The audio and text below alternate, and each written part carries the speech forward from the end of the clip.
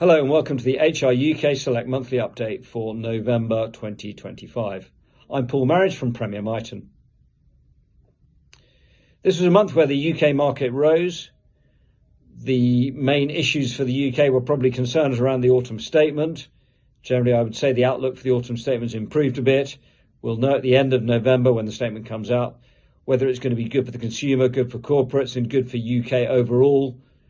Anything that made the UK a more attractive long-term economic prospect would be a good thing, although we are aware and we do understand the government is likely to raise taxes. Within that context, UK domestics generally did well. So we had a strong performance from house builder Bellway, retailer Marks & Spencer's, which is recovering from a cyber incident earlier this year.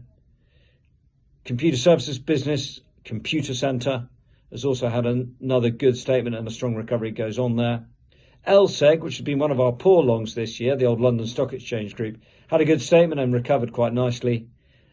On the back of that, investor confidence has improved. Relux, the global media publishing data business, AI fears still persist there, so maybe that needs to have a similar sort of reassuring update to turn the sentiment tide there. In the paper sector, Mondi and Smurfit Westrock were both slightly disappointing. The supply side seems to be more challenging for them. And overall, our short book, while it had a good win in ITV plc, where US media player Liberty Global sold out and therefore reduced the prospect of further M&A for Liberty Global coming in for the whole company now that they've actually sold out their position at a discount. We had a couple of other good short wins in Trustpilot and First Group, but overall, in a rising market, our short index positions were a headwind, and it was pretty difficult to find shorts that worked well for us. Shorts that were a bit more difficult included German wafer company Siltronic, which has had quite a sharp rally. That rally lost a bit of momentum at the end of the period, but was still quite annoying for us overall.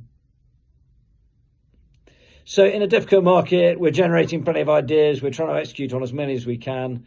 But we expect the uncertainty around the budget to continue in March. But it is possible that that proves to be a clearing event and creates a bit more of a tailwind for UK equities, which we think a broadening UK equity market will probably benefit us overall.